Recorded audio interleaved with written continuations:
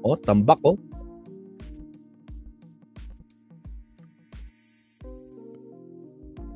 Okay, ito Mamsat. Ito, Mamsat ha. Sabi dito, panoorin ang paliwanag ng BIR. Posibleng makasuhan na itong si Marcoleta. BIR ha. Especially yung sinabing donasyon. Diyos ko Lord, ako po. Here we go. Pasok. Kahit saan, kumpletong pusog sa Manginasal Family Fiesta. Order na! Again, huwag kalimutan mag-like and subscribe, Babsat. Maraming salamat po.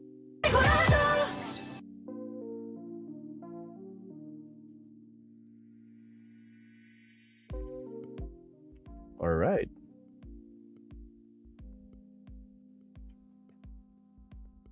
Po kasi for campaign period that was granted before the election period. Ito ma'am, Attorney Brianna K. De Los Santos, spokesperson ng BIR. Pakinggan natin.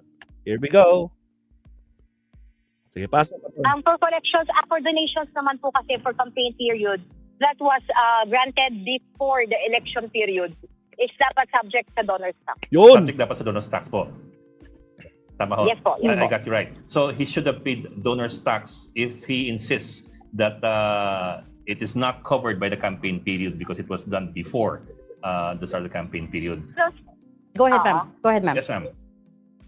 Pero if it's if it's proven that there was an intentional failure to file the appropriate taxes, pwede po rin masasubject sa criminal liability. Agoy, paktay ka! Intentional.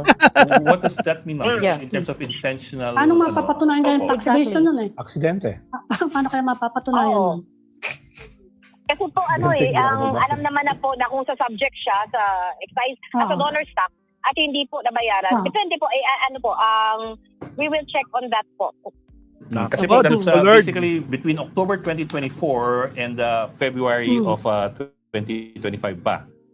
Bali, basically more than a year ago. Yeah. Enzo Recto, kalaban ng katiwalian at Maligayang araw, Diyos kasinungalingan, ko, Lord. kakampi sa katotohanan at kabutihan. Ma'am, cambio lang ako. Medyo iba-ibang topic na konti. I'm sure you've heard already about the issue with Senator Rodante Marcoleta. Tumanggap daw siya ng mga donation na ginamit niya sa kampanya, but in his defense, sabi niya the donations were made before the campaign period started, meaning that he was not yet a candidate at that time. We talked actually to COMELEC yesterday or last night. Ang sabi ng COMELEC, kasi kung ganun ang argumento, ang BIR ang mukhang kailangang tumingin dun sa issue at hindi ang COMELEC. Dahil ang tanong doon ay, ito po ang tanong ko sa inyo. In that case po, should Senator Marcoleta have paid donors tax for any contributions or donations that he accepted before he became an official candidate with the start of the campaign period last year? For collections, for donations naman po kasi Oops, nawawala yung signal. for campaign period that was granted before the election period is dapat subject sa donor stock po. Subject dapat sa donor tax po. Tama ho? Yes po, yes I po. got you right. So he should have paid donors tax if he insists that it is not covered by the campaign period because it was done before. Actually, binanggit na yan ni Attorney Rene Buena noon eh. May problemahin si Marcoleta dito. Makalusot man siya sa COMELEC, pero doon sa BIR, malabo siyang makakalusot. Diyos ko Lord. Ito na yun, mga kakabsat. Laka po, Marcoleta. Problema ka ngayon. Hindi ka pa rin ligtas, Diyos ko Lord. The start of the campaign period. Magkano po yung donor tax dapat? How much would that be in percentages? Salamat sa nag-like. It's 6% po of the amount, donated amount. Okay. I don't know if I don't know if you can answer this, but would the BIR have any record of any payment of the donors tax by the senator, by the good senator? We will check on that po. If we have, we can check po on his filing po kung nabayaran po yung donor tax. Kasi yung po, that's the Diyos ko, conundrum right Lord. now. Kasi lumalabas kasi na wala raw siyang ang ginastos Wala niya siyang- sa kampanya is wala siyang 12 million. Yes. Pero ang kanyang salin is nasa 52 million lamang. Oh my God. So mas malaki ang ginastos niya kaysa sa yung kanyang Salin. pag-aari at wala raw siya officially na mga campaign contributors. Kaya po kaya po lumabas ang issue na yan na ito ba donation within the campaign period or donation outside the campaign period. So klaro po 'yon. Must pay Any donors donation tax. made before he became a candidate, Yes po. regardless of whether it is used Yes, for po. the campaign itself or for other personal purposes, has to have been subject to donors tax. Basta before po the campaign period. Yes, ma'am. Attorney, I think, by the way, nabayaran, pwede bang belated payment?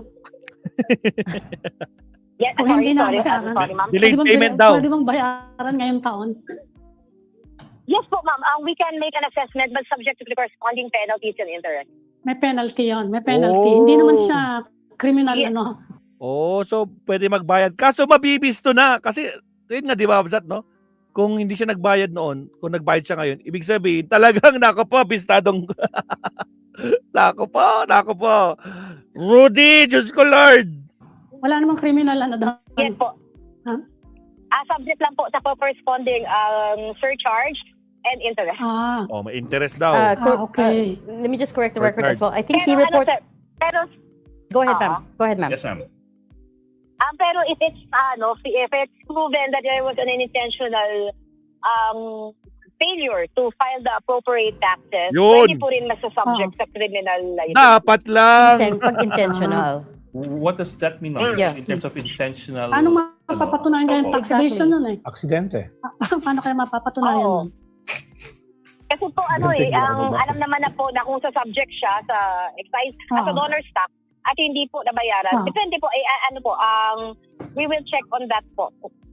Kasi po Okay. that's basically between October 2024 and February of 2025 pa. Bali, basically more than a year ago. Yeah. And the spending, Okay. the figure for campaign spending was 139.9 million pesos. That's the latest. That's what he reported, but the declared net worth was 52 million pesos nga. So there's a big discrepancy there. Okay, but it's clear. I mean, as far as donors tax, we all pay donors tax. I mean, If you get donations. yeah, exactly. Kahit naman, even for assets like land, you have to pay donors tax. Meron namang history, attorney, ng nakasuhan nyo in similar situation? Similar non-payment ng donor's tax? Based on records po, I do not have any data sa ngayon, pero parang wala pa po. Okay. Speaking of tax evasion, attorney, let me just pivot again. Have there been any updates on the tax evasion case against the Vizcayas? Ano na pong nangyari doon? With regards to the case against Sarah and Curly Vizcaya, so the BIR already have the complaints filed with the DOJ and it is undergoing legal process. So ngayon, continuous pa rin po ang pag-audit namin sa mga kanilang properties and additional cases may follow. Kasi yung nauna po namin na-file ng mga cases is activation cases. It also involves yung mga pag-aari nila ng mga yung sa excise taxes nila for the 9 luxury vehicles and yung mga documentary stamp tax yung related sa share, so yung sa pag-transfer ng mga shares. So ngayon, as we are all aware, marami rin po silang kumpanya and yun nga po, undergoing pa po lahat sa investigation on whether we will file a criminal case on those companies. But personally po, we already filed cases against Sarah and Curly Vizcaya. So the figure that you guys, how much did you say the liability was supposed to be? Ayan, shout out sa mga bago pasok. Oy, Sir Max Ilarde, long time no see. Kamusta ka na? Naimbag na malum. Apong maestro. Shout out Max Ilarde, Sir Leonardo Ansag, shout out din.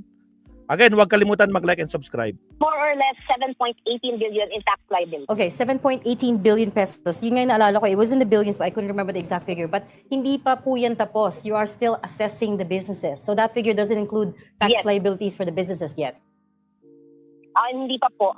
Yung mga other companies, alam naman po namin na napakarami silang company po.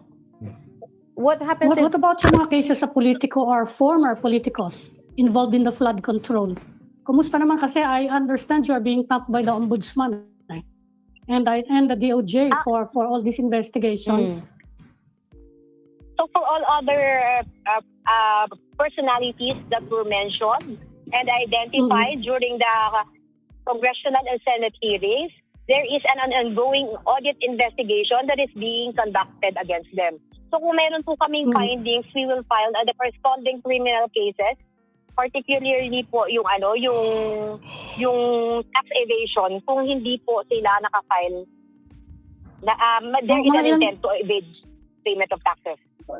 Mga ilang tao po kaya yon, and personalities, political personalities? I do not have the records sa ngayon, but we can provide you po in sa next po na ano. But how are you?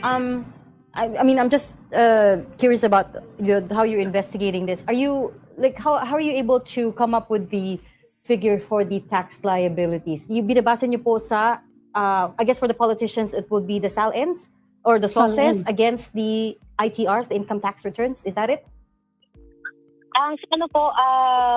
The BIR has power under the tax code to access third-party information. So yung mga involved na personalities, diba, aware naman po tayo na sila, ang mga kontrata nila nakikita naman sa DPWH, makikita naman sa mga COA reports, kung magkano ang mga disbursements, lahat po ng government agencies po, pwede po namin matingnan kung yung mga records rin nila. So, extensive po ang audit investigation na kinakandak. We coordinate with all government agencies. Tulad po ng mga diskaya nga po, nag-issue kami ng mga warrants of garnishment of the properties. We send letters to the LRA, including sa mga sa LTO, kung may mga sasakyan po sila. So, ganun po ka-extensive po ang pag-conduct ng audit investigation po. Okay. All right. In relation kanina dun sa excise tax, paano meron ng sabi nga ni Reg, may mga mawawalang revenues pag na-implement yung excise tax suspension for at least 6 months. Yung isang usapin kasi dyan, attorney, ay para mapunuan yung mawawala na revenues ay improve tax collection.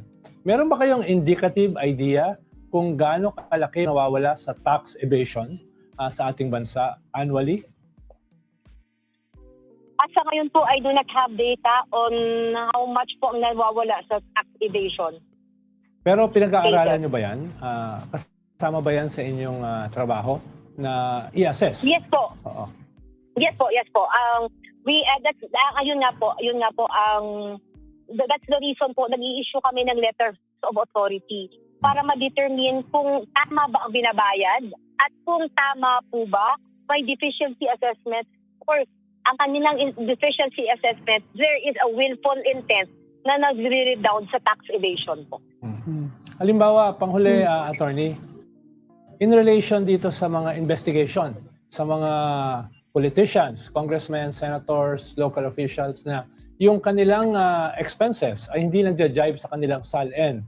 Meron ba kayong, again, motu proprio, on your own, may ginagawa ba kayong investigasyon tungkol dito? Halimbawa, isang senador na ang SALN ay pinakamababa sa Senado, pero yung kanyang lifestyle o yung mga regalo niya sa kanyang asawa Sisikaw ba yan? more than triple ng kanyang SALN. Meron ba kayong ganong klaseng on your own na ginagawang investigation? Shout out, Very glaring na mga Jalilan, shout out. discrepancy dun sa wealth at saka dun sa kayamanan ng mga politicians natin. Salamat sa mga nag-like. 100 like na tayo. We conduct audit investigation po. Wala po kasing exempt sa pag-conduct namin ng audit investigation.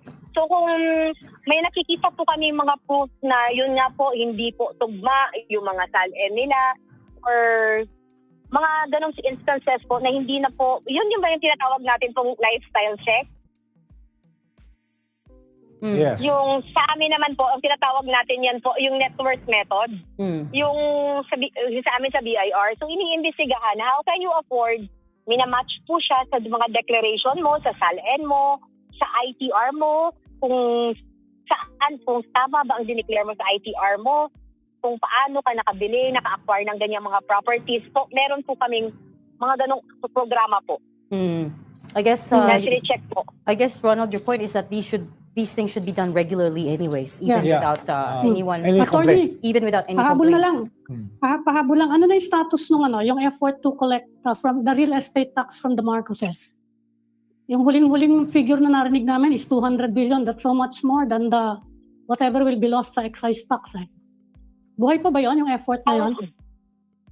Sa ngayon po, wala po akong data regarding sa mga barcos po. But I can provide you with the data po on the status po.